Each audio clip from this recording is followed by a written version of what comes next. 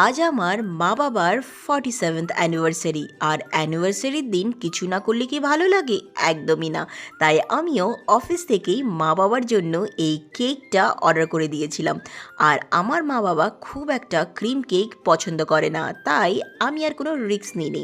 আমি কিন্তু এই কেকটাই অর্ডার করেছি। কেকটা যেমন দেখতে সুন্দর, খেতেও কিন্তু দারুণ, কারণ কেকটার ফ্লেভার হয়েছে ভ্যানিলা। আর আমার ভ্যানিলা ফ্লেভার ভীষণ ভালো লাগে, আর আমার মা বাবারও। তারপরে মা বাবাকে ছোটো ছোটো কিছু গিফট দিয়েছি, যেমন বাবাকে আমি পারফিউম দিয়েছি আর মাকে নেল পলিশ। তারপর একটা ছোট্ট মোট্ট সেলিব্রেশন করলাম।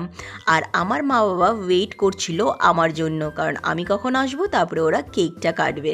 তারপরে আমি এসেই মা বাবাকে গিফটগুলো দিলাম আর কেকটাও দিলাম, কারণ অর্ডারটা কিন্তু আমি আগেই করে দিয়েছিলাম। গিফট আর কেক কিন্তু সব আগেই চলে এসেছিলো, বাট ওরা কিন্তু কেউ খুলে দেখেনি যে কি আছে।